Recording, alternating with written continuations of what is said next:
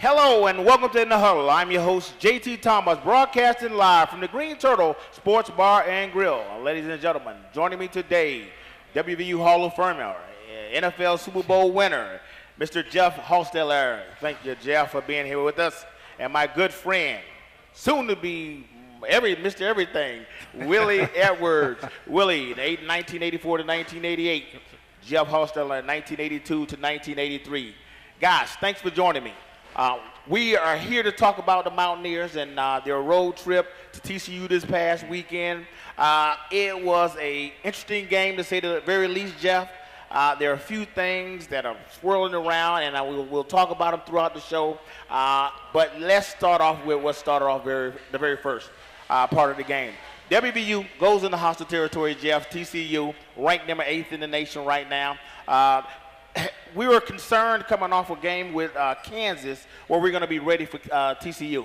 I have to say, Jeff, the first half, WVU went down there, played, had no problem. What do you think of early on in the game, how we proposed ourselves? I think we came in and looked like a team that was well prepared, a team that looked at the week before and corrected some mistakes, and I think came out ready to play.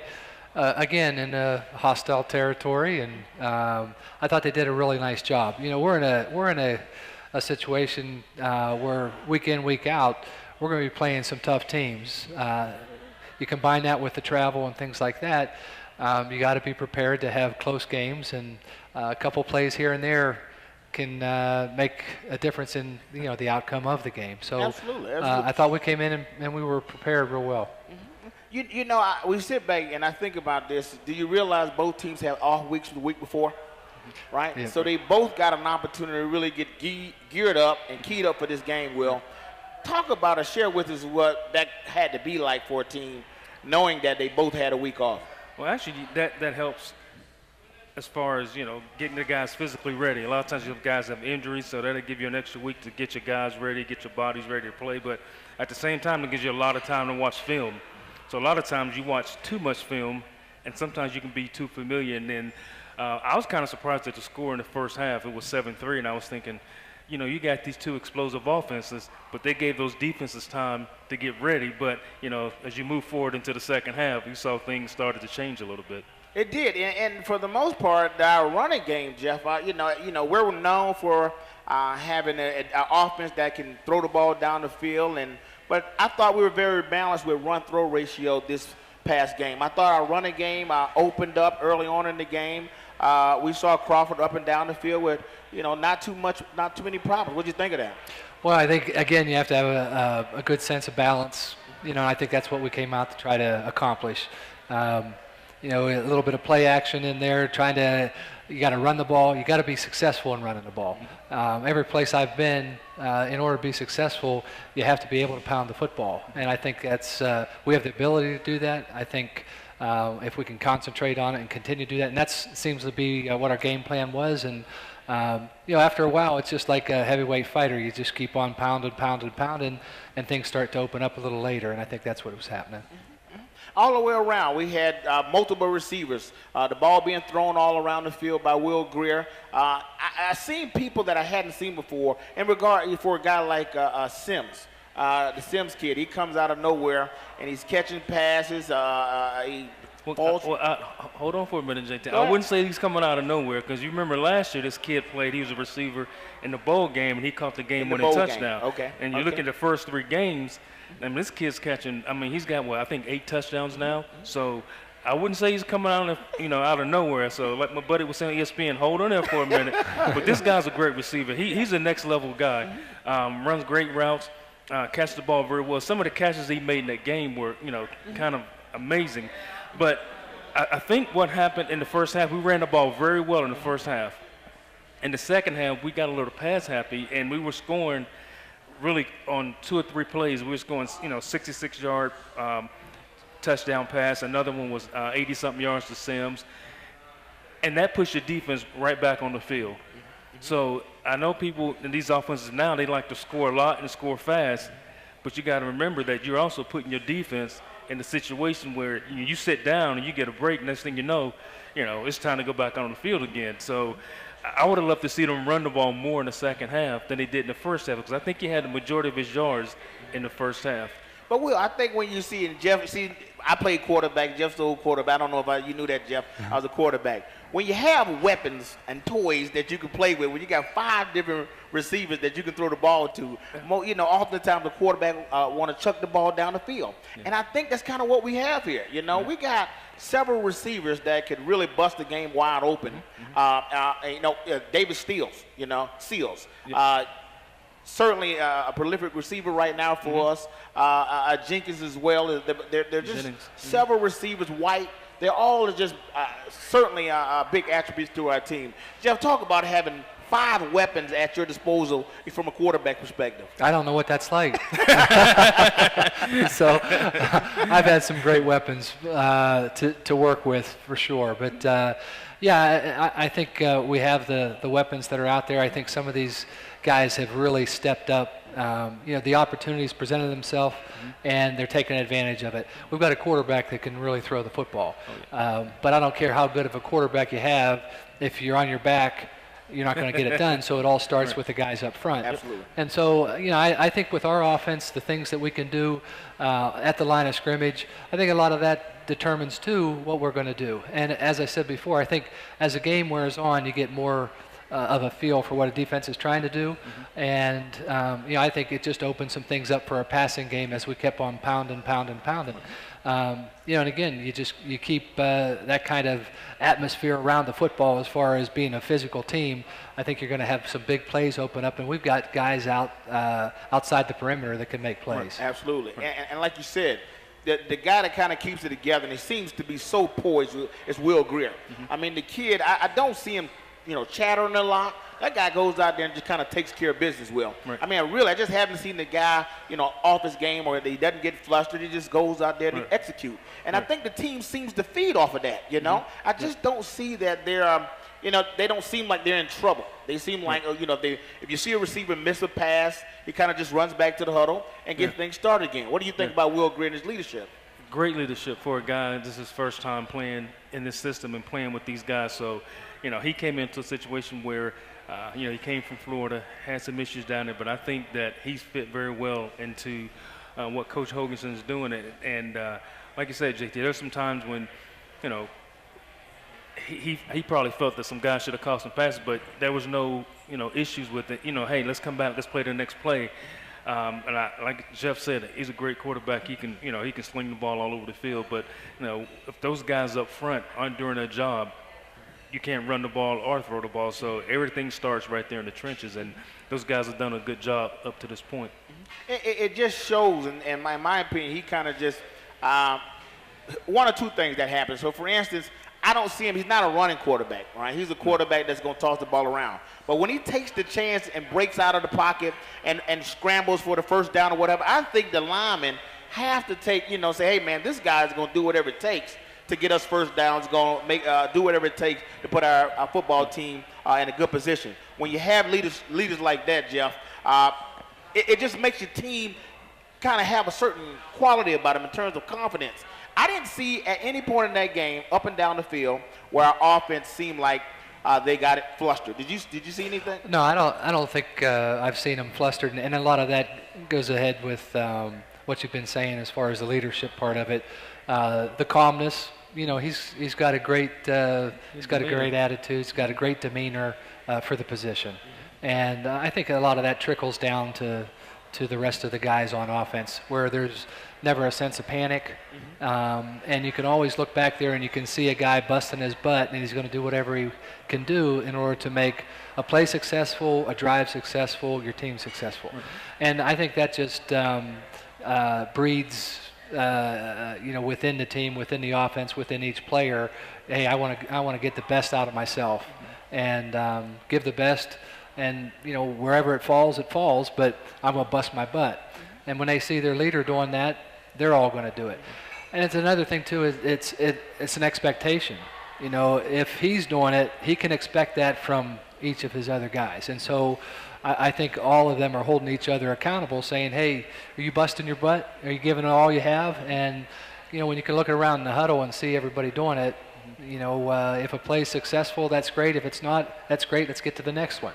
I agree. Yeah, I want to get across to the fans how hostile that environment had to be, Will. You're in Fort Worth. You know what I mean?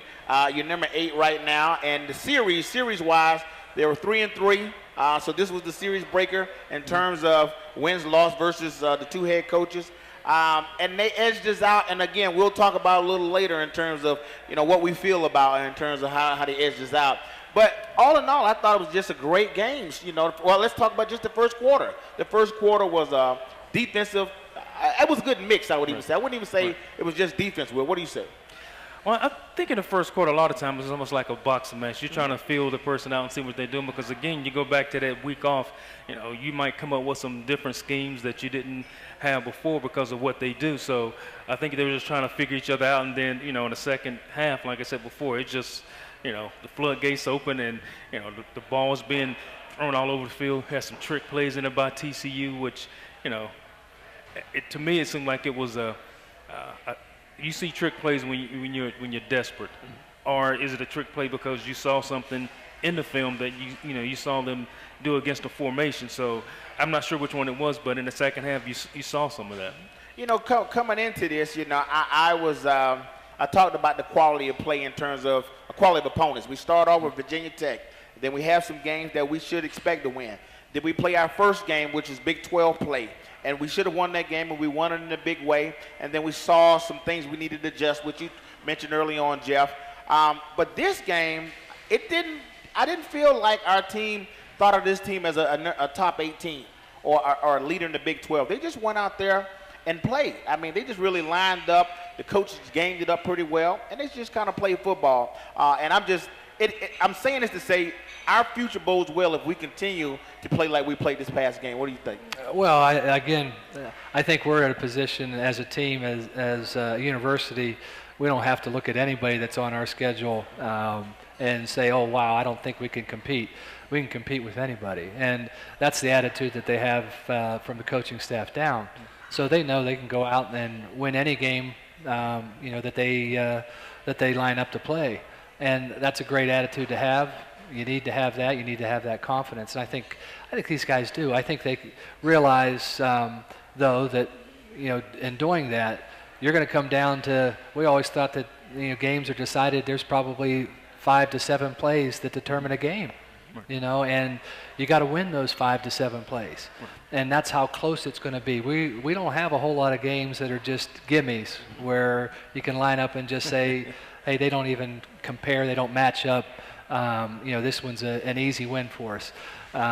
You have to line up every game being prepared, knowing that you're going to take their best shot, and we want to give our best shot. And I think confidence part from the coaches down, I think that's a big key for us, knowing that we're going to be in some tough games. Keep our heads. We can make up some scoring differences very quickly with the offense that we have, and we've got a defense that can, as shown, they can play really well against some high-powered offenses. Absolutely. Ladies and gentlemen, at this point in our show, we always do a trivia question. And to win trivia, all you had to do was be listening to the conversation and listen to kind of things I kind of throw out. But I just want to remind people, Will, for them to win, they have to be here every Wednesday at 6 p.m. at the Green Turtle Sports Bar and Grill. And if you don't catch me here, make sure you go check us out at DominionPost.com. Look in the football section. We'll always be there. All right, here's your question. What was the series up until this particular game? All you have to do is raise your hand. We'll get the mic over to you. Series. 3-3. I absolutely said this, and I said that this was the breaker here. And you win this. I'm sure you won one before. You can put the matching on the other side. Okay, that's the first one for you. Again, guys, all you have to do is pay attention to what we're saying, and we'll keep after and we'll keep giving away stuff. We got stuff to give away all day long. Let's keep after it, guys. Okay, so I talked about all the positive things we did in the first half. I want to talk about missed opportunities in terms of we missed some key passes in the game that I think, as you just mentioned, Jeff, you put it right out there, 5 to 7 plays that really made a difference in our ball game. In addition to the missing passes, for instance, I saw one where it was a call. I think they got it. It was a pass interference call where Sims got a pass interference on him. Yep. All right, but we needed him to catch that one. You know, He caught it. he caught the first one. Yeah. Oh, the first The one. first one. The second one. No, he missed both of them. The one I'm thinking. The first half, he was he had 2 people beat Okay, deep. gotcha. Right. Okay. Missed opportunities where we got to catch the ball and be able to score, be in scoring position there. And then when I talk about missed opportunities, we talk about this week in and week out is our special teams. You know, and those are missed opportunities that we just got to find better ways to pull off with. What do you think? Well, and we've talked about this in the past. You call it special teams for a reason. guys, You got to have special guys on that team. And I think we've watched our coaching staff go through some different changes as far as, having different coaches coach certain special teams, and then you bring in one guy to do it. So they're going to have to find something to shore up our special teams, because if our offense is playing great and our defense is playing great, it's 3 phases to football. And you got to be, doing well on all 3, because, you can be winning a game, kick the ball off, the next thing you know, a kickoff return comes back, and that's kind of demoralizing when that kind of stuff happens, or a punt return. So, and even our kicking game, as far as our field goals, we haven't had I'm not sure about the young guy we have now. I don't know him, but I knew the kid we had before, Josh Lambert. He kicked a 51-yard field goal, winning field goal against Maryland when he was here, and that guy had a strong leg and he was consistent. You never worried about that guy missing a field goal. I think the kid who this past weekend missed a 29-yard field goal in the first half, which in all essence is a chip shot nowadays, because you see kids, kicking, 65 and 70-yard field goals on social media. So, we got to get a guy who can be consistent, and also kickoff. Right. Yeah. I watch a lot of football, and I see a lot of the teams in the Big 12 and all over the country. There's no return after you kick off. I mean, that ball's going out the back of the end zone, and so for a defensive guy, it's a lot easier when that ball's on the 20 coming out and you look behind you and there's 80 yards they got to go, instead of a guy returning it out to the 50 or to our 40 and you look behind you, now you got a short field. Even if they don't score, they flip the field on you. Right. So those are the things that don't show up in the box scores when, those yardage that you don't see when the field is flipped on you. Right. I mean, it creates problems for you. That's what, Jeff, we talk about this all the time in terms of every time on the show we talk about what your father-in-law always shared with me. He used to say, special teams are for special guys. And when we don't execute and do well in special team, it ended up displaying yourself on one side of the field or the other. Now, where I think they beat us at in terms of special teams is the punting. And their punting, they kept pinning us inside. I think that guy had 3 punts within 3 yards. Yeah, right? inside the 5-yard line. Inside the 5-yard line, right? That was, how difficult is that to be coming out from what they call a dead zone, heading 99 yards? Well, it makes it difficult on offenses for sure, but how do you prevent that? I mean, you try to teach your guys, if a ball's over your head and you're in the 10-yard line, you're standing on the 10-yard line. If you start backing up, you don't catch the football. Right. You can have a punter go out there and kick that ball 100 times, and he's not going to be 5 for 5 or 4 for 4 like he was. Right. That's difficult for anybody to do. We just had a run of bad luck. There's not much you can do that. And we're talking about here athletes, young athletes. These are kids that are going to school. They got class. They got this. They're trying their very best, and so sometimes they're going to miss. Sometimes we're going to have wide open passes that we don't hit. I got paid for that, and I still missed them. Not that we weren't trying to complete them all, and that's the thing where coaches are at, where they start to find, if a guy's not giving his effort, then we got to replace them. But when guys are giving their effort and trying, and something negative happens, you got to rebound. And I think you guys hit it right on the button. Special teams are for special guys, and it's a third of your team. And sometimes that time isn't given. I'm not sure that that's the case with us here. Right. I'm just saying that football's oblong, and it goes in a bunch of different directions. And sometimes you don't know which way it's going to bounce. I think the big thing is we need to be able to recover and react when it bounces the opposite way we'd like it to. So I don't think it's a panic situation. I just think we got into a point where we got a punter that's kicking the ball within 5 yards 3 or 4 times in a row, right. and he's never going to be able to do that again. Right. And it does put us in a bind. But again, games are ebb and flow, and we turned around. We took all those shots, and we turned around, and we had opportunities to win that game. Yes, So, I agree. Guys, is that time again? It's time for us to give away something again. We're giving away stuff pretty quickly. All righty. All you had to do is listen to what we were saying. And if you listen closely, you'll be able to get this. I want to give you a multiple choice question. Okay. How many times did the punter punt the ball inside the 5? Right? And was it 10 times? Was it 5 times? Was it 16 times? The closest number will win. All you have to do is raise your hand. 5 times? 5 times. Thank you. You certainly are paying attention. And you probably don't need a 3X.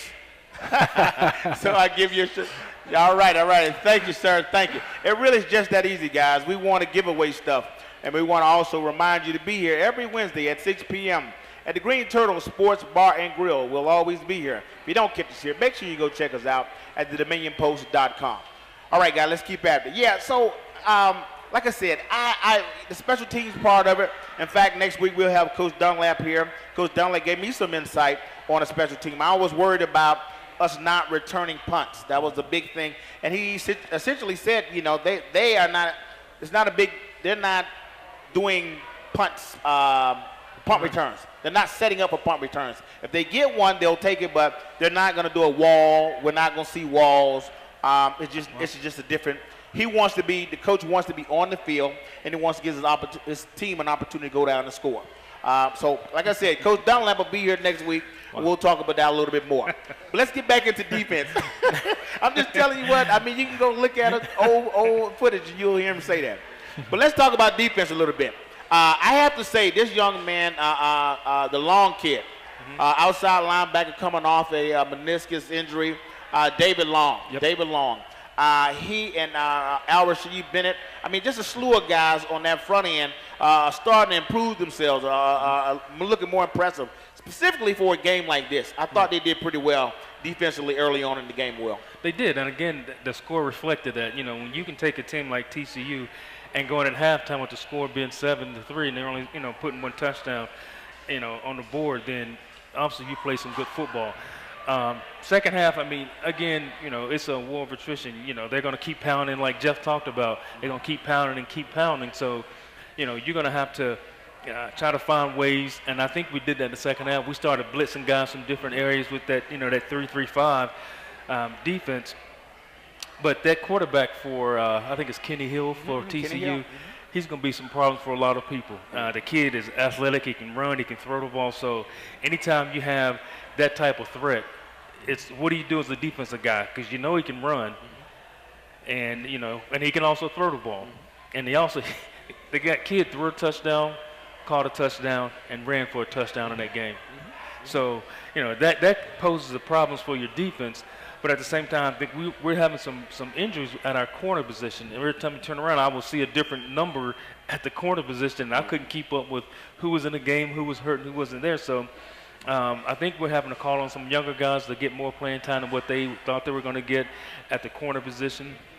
Our front three, when you play a 3-3, your nose guard has to be a tough guy. He has to be a two-gapper. He has a command of double block, because if not, they can get those guards to the linebackers real quick, and now you're in trouble already. So I think our defense played well, but they kind of got wore down towards the end of the game. And, before WVU got to the Big 12, when you're in the Big East, you could play some teams that if you had injuries, you would be fine. But, you know, in the Big 12, you got to have the next man up. Because you look at some of those teams they play against, you know, one guy goes down, the next guy comes up.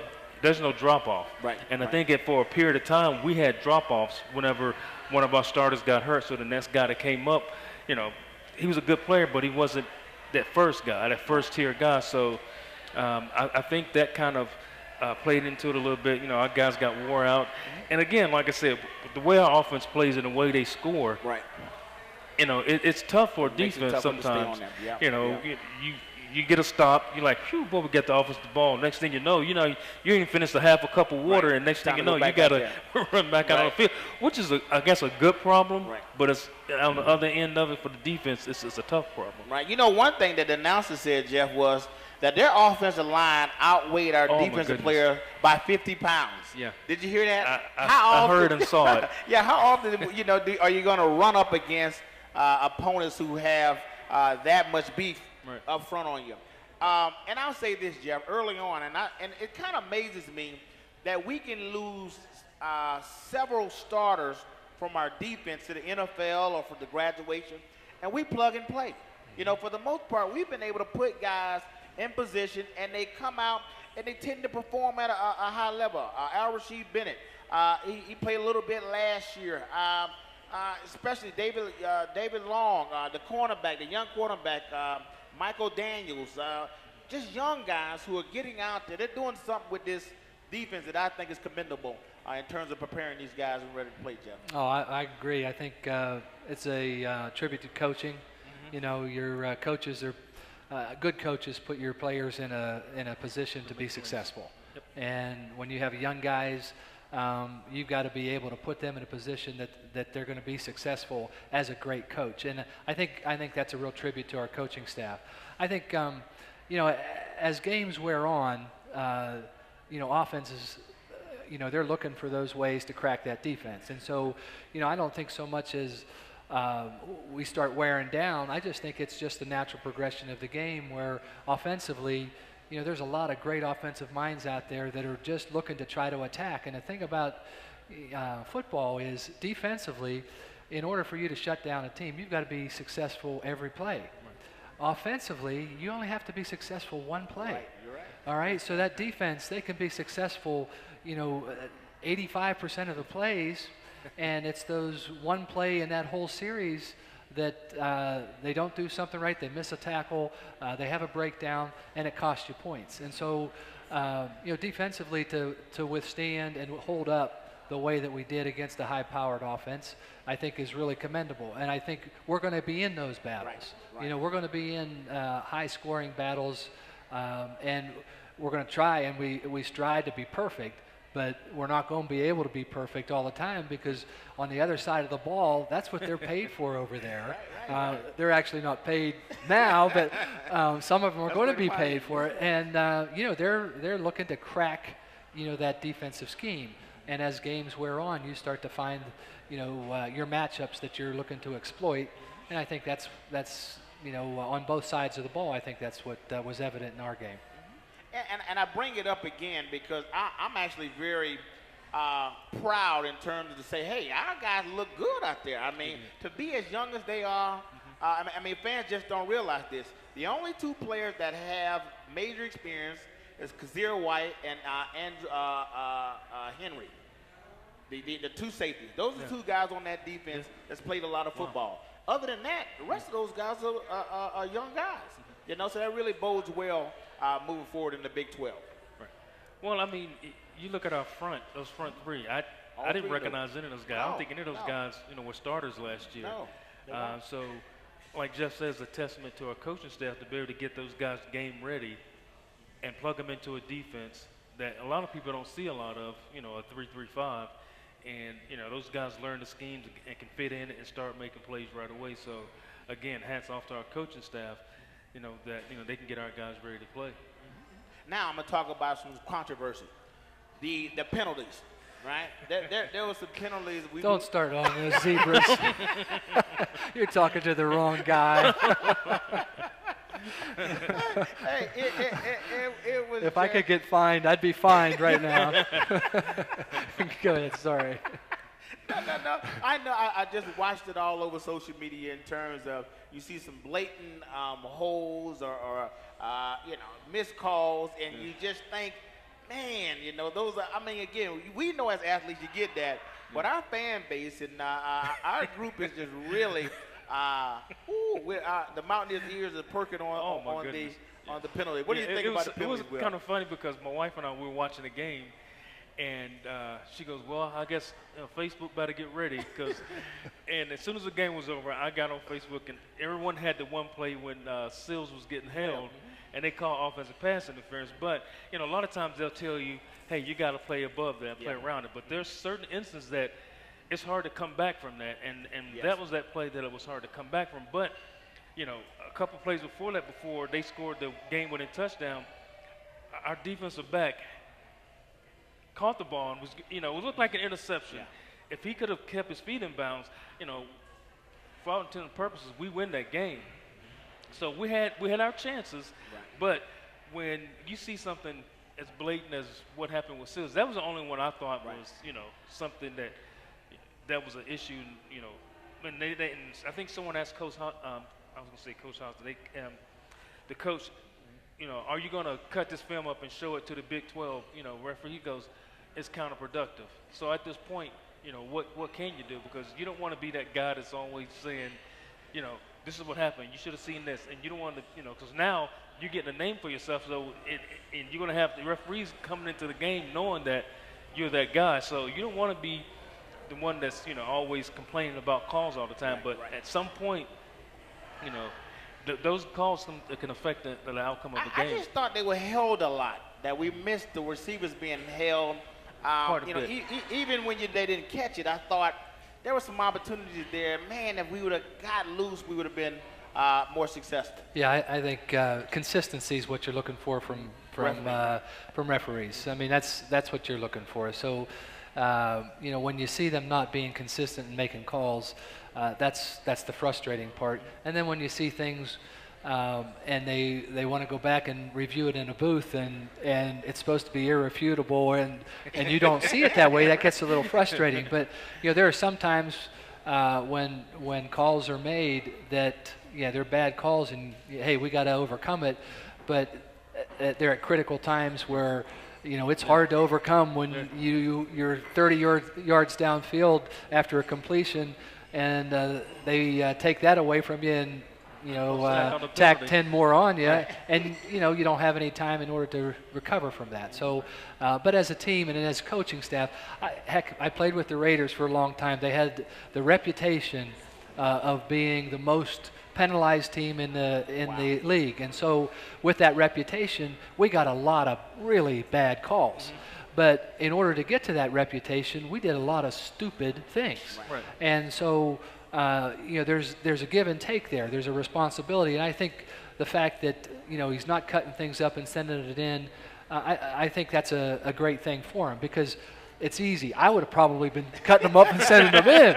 And so, there's a sense of how it affects you down the road. And I think that's what he's really looking at. Right. Good deal. I have to say again, I took a lot of positives away from this game. I didn't walk away here and I'm not majorly concerned about how we're going to play this week against Texas Tech. I feel they're coming here to Morgantown. It's homecoming week. Our guys are going to be very hungry and prepared to get it on this weekend during homecoming. Texas Tech is coming up this week. What do you think, Big Will? Well, another high-powered offense. I mean, you look at all the offenses in the Big 12. Most of them are no huddle. They spread the field, try to get the ball to their athletes and let them make things happen. I think we have a very good chance to win this game. And going back to something that Jeff had alluded to earlier, even in the TCU game, when it was 1:30 left and we got the ball, I felt comfortable that we could score. And you could tell by the demeanor of the guys on the field that we knew even with that time left on the clock, we could put the ball in the end zone. So with that being said, I think our guys are pretty comfortable with our offense getting the ball at any point on the field and being able to go down the field and score. Again, you know, a lot of times they score quick, but you know, I think I'm not sure about Texas Tech and their defense. I watched them play a little bit last week. They were pretty good, but I think we got to establish the run game and be consistent with it going into the second half, and just, you know, keep pounding. We have 3 great running backs. You know, you can put them another next man up. One takes a break, the next one comes in. You know, you got the Petaway kid, and I think the other kid, number 4, I forgot his name, but Kennedy. Yeah, Kennedy. You know, so I think with that, we should be able to pound the ball. So, and if we need to throw it, which we're very good at, we can do that also. Yeah, it is. I watched TCU Texas Tech play against Kansas. Jeff, they came out on Kansas, boy, and just opened up. And I'm talking about not just, well, when I say came out, the beginning of the game, they probably ran 6 or 7 plays under 15. I mean, it was boom, boom, boom, boom. You know, rapid successional plays, and they look, I mean, absolutely dynamite, you know. It's going to be interesting. Homecoming game, Big 12 opponent. Oftentimes you don't schedule Big 12 opponents for your homecoming game, but they're at the draw. What do you think about Texas Tech coming in here this weekend? Well, I think it's a good time for them to come in. You know, Yeah. Hey, we ought to have the stadium rocking, and I think, you know, from my standpoint, I really don't care who's coming in. As a player, I think don't worry about who's coming in, what the record is. Do your film study, get your game plan down, come out, and be ready to rock and roll. And you know, we're going to be in. There's very few games that are going to you know, be decided before the fourth quarter, and so each game that we're in battle tests us. It gives us you know, maybe a notch on the belt, so that maybe we are a little better prepared for the next time we face something like that. And I believe that's probably what we're going to face throughout the rest of the year. There's going to be a lot of in our league. There's going to be a lot of knocking people down and somebody jumping up and you know, jockeying for position as far as who's going to win this thing. I think you know, we just got to be ready to know that each game, each play, you bust your butt, come back in the huddle, pop out again, and at the end we'll see where the dust settles. But I think it's a great time for us to be playing them. Homecoming, we ought to have a great turnout. It ought to be exciting, and we're going to put some points up on the board. And defensively, if they can continue to do what they have been doing, I think we're going to be in good shape. I agree. I like how you brought that. They said it's just time for them to come in. Right. Well, I like what Jeff was saying about it doesn't matter who you're playing, as long as you're prepared and ready for it. And now, I'm the type of person, I'm not into moral victories, but the way we played against TCU, I had a good feeling. And I don't like to lose. I hate to lose. I lose in checkers, Uno. I'm ready to fight. He hates to lose. So, but coming out of that game, I had a good feeling about the way we played and our demeanor and how we played. So, even with that loss to TCU, I think we're in a good position, you know, for the rest of the year. All right. Well, we're getting ready to give away something again, right? All righty. So listen, this is an easy one. Oh, this is so easy. All I want to know, what is the significance of our next, raise your hand, our next game in Mountaineer Stadium? Got a hand, 2 hands back there. And again, you can be here and you can win stuff. All you have to be here is be here on a Wednesday at 6 p.m. It's the homecoming, and we're going to win. There you go. It is homecoming. Thank you for listening, sir. That's all you have to do is listen as we talk about what's going on. But to do that, you got to be here every Wednesday at 6 p.m. at the Green Turtle Sports Bar and Grill. And if you don't catch us here, make sure you go check us out at thedominionpost.com. All righty, guys, we talked about a whole bunch of stuff. Jeff, I want to talk a little bit about some stuff you got going on. This coming weekend, you're getting an award for working with Children's Hospital. Can you tell us a little bit about what you're doing with the Children's Hospital and what you've done? Well, you know, when I came here back in 81, 82, one of the things that really wanted to be involved with was Children's Hospital and the kids. And from my background growing up and from our coach at the time and my father-in-law, Coach Nealon, it was real important to have guys go over and see families and the kids that are really struggling, to be able to have an impact on them. And in return, there's a huge impact on us, knowing how the pass that we didn't complete, or the interception I threw, or the tackle that we missed, isn't that big in the scheme of things. So it helped us as players put things in perspective also. Formed relationships and things like that, which were just absolutely awesome to have. So my wife and I started a foundation called the Haas Foundation back in '91 after we won the Super Bowl with the Giants, and we wanted to go ahead and try to have an impact on families that were struggling with either a traumatic injury or illness. And this past year we made a donation into the hospital. We wanted to get back into the hospital, and we have a family resource center inside the hospital, sort of on the front lines, trying to have an impact and help families, be a center hub to try to bring resources in to help families that are struggling, that are going through their child being hospitalized, try to meet some of their needs during that time. And in doing that, we're starting some new programs. We're going to try to make this one of the premier places in the country, and with that, we're going to need a lot of help. And we've got a great facility, plans for the future. We've got an amazing staff that is available here, top-notch doctors and nurses, and so we're excited to be part of that. And this is a celebration of Children's Hospital and our relationship with the athletics this weekend, and looking forward to this to be the first of a whole long list of things that we can accomplish. Oh, I'm sure it will. I'm sure it will. Big will. I know there's one, I don't know if it's in the stadium, but I've seen it somewhere, of you in the Children's Hospital. You know what I'm talking about? That there's a football cover of you in a hospital with a few players. Do you remember that? I don't, but I do remember going to the hospital a lot. Wow. I mean, and it was, in the beginning, it was something that we were asked to do, but after going there and seeing these kids and watching how they respond to the situations that they're in, and like Jeff was alluding to earlier, we think sometimes, we got it bad because this is happening. It was life-changing for me to go and see that. So, even in our days off when we weren't required to go, I would go to the hospital on my own and do that. So, it's impactful.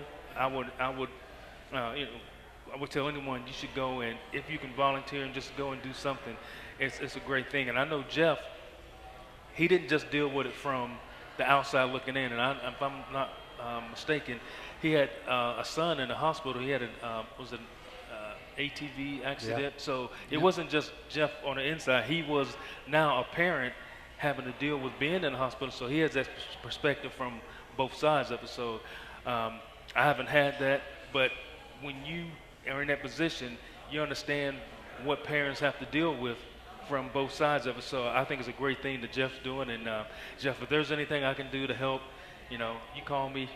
I'm ready, man. I'll be calling. All righty, good stuff, man. I tell you what, man, it's really been my pleasure to be with, both of these guys, and really having to be able to talk about football and talk about what's going on in their lives and what they're doing and contributing to the community. I mean, that's one thing about Mountaineers that I enjoyed and stand around for as long as I have, is we all have a sense of giving back. Willie, you're not from, all of us are not from here, right? Nope. All three of North Carolina, yeah. All three of us are not from West Virginia. We've decided to stay here, and I think we all, in our own way, give back to our community. And again, it was instilled in us as players through our coaches, and I'm really proud of that, and I'm certainly proud of both of you gentlemen. All right, guys, we'll open this session up to someone to ask questions. If you have a question, just raise your hand. We'll bring a mic over to you, and we'll get it going. Okay, yep. Any questions? I'll say it, just this will happen.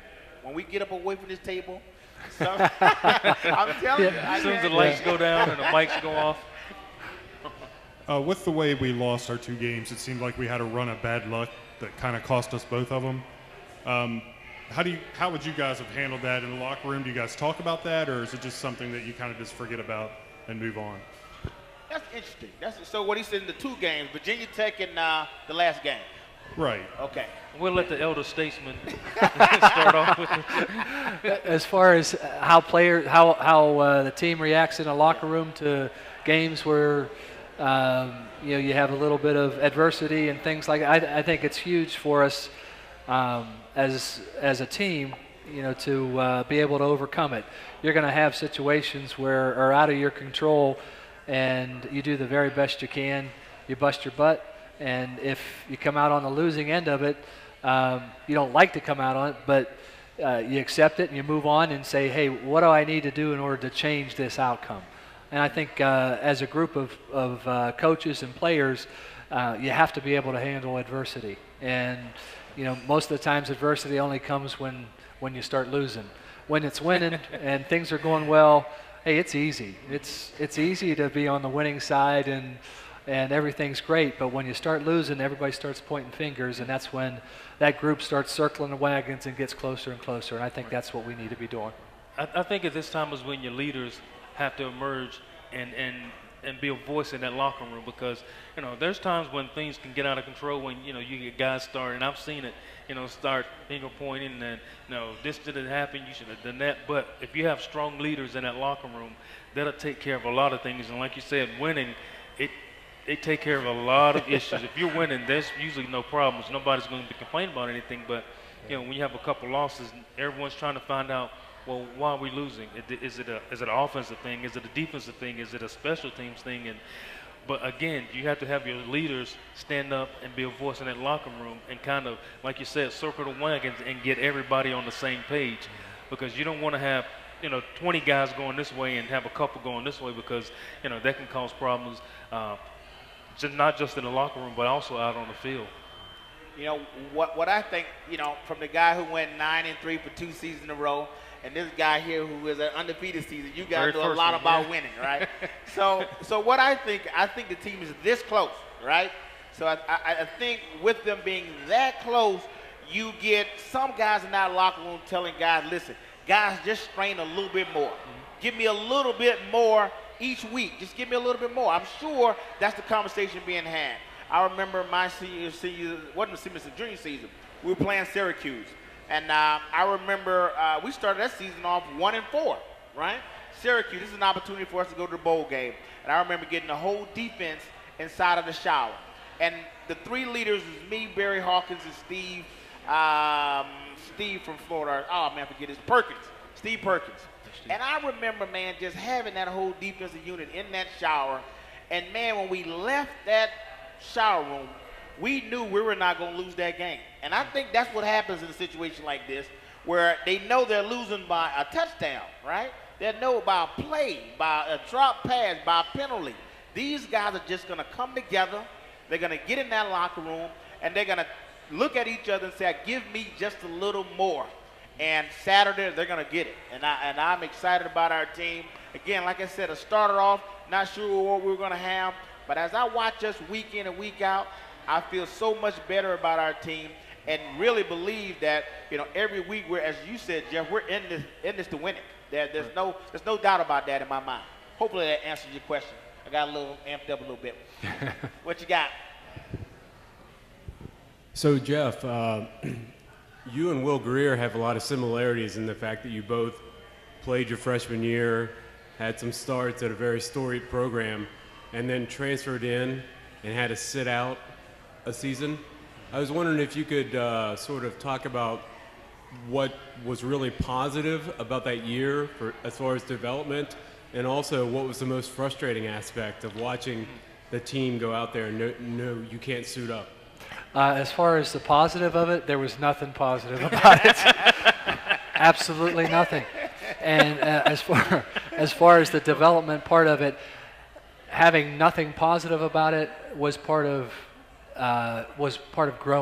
growing into it, developing as a quarterback to have a little tougher skin, realize how special it was to be able to have the opportunity to play, and just trying to put things in perspective. So there wasn't anything positive about sitting out, but it did make you a better quarterback. It put a lot better perspective on the position and what it takes in order to be successful. I never really thought about the comparisons between Will and I, and yet as soon as you said that, yeah, there's a lot of comparisons between that. So it's a tough transition, but I think what during that year off, when he's there, when he's in the locker room, when guys see him working, when they see the work ethic and they see how he wants to pull guys together and let's go out and throw, let's go do this, let's go do that, let's watch film. I think all those things help teams really rally around a new guy. And then when he walks out on the field and starts to perform and he demands, the best from each of you, I think there's a lot of respect that goes with that. And that's what I look at when I look at Will. I think the guys surrounding him really respect him, and in order to respect him, they have to know what his work ethic's like, his commitment, all those things. And obviously, those are in the right place because these guys have rallied around him. And sir, that question will get you a 1-year subscription to the Dominion Post. So I'm glad that you asked that question. That was very, very great question. Good question. We got time for any more? There's a couple in the back over We got there. a couple in the back. Okay. Good stuff. Good stuff. Guys, you got to be here. To ask the question, you got to be here. Don't wait till you see us around the water cooler somewhere in the stadium on Saturday. Come down here Wednesday at 6 p.m. at the Green Turtle Sports Bar and Grill. This is not a WU question, but I love Mountaineers, of course. I have a trivia question for you guys. Oh, wow. I give up. Jeff Baby, you should know this. Okay. What 4 teams have never been in the NFL have never been to the Super Bowl? What 4 teams? What 4 teams in the NFL currently. have never been? Oh wait, have never been to the Super Bowl? Well, let's see. Tampa Bay, one of them. No. No, they That's won right. They when won. Gruden was That's coaching right. them. That's right. Oh my. So Jacksonville would have to be one, right? Yes, it is. Okay. So I got mine. I'm done. Oh my. Up to these guys for the rest of them. Ooh, and who's never been to a Super Bowl? My. Let's see. Carolina was in the Yeah, Super they Bowl, were right? in the Super Bowl or won it. Excuse Yeah. me. Never been there. Never been to the Super Bowl. Jacksonville is one. Okay. Okay. Can I have initials? Can I call a friend? Kansas City? CB. Kansas City? Oh no, they won them Oh, back in the 60s. Kansas City early on won. CB.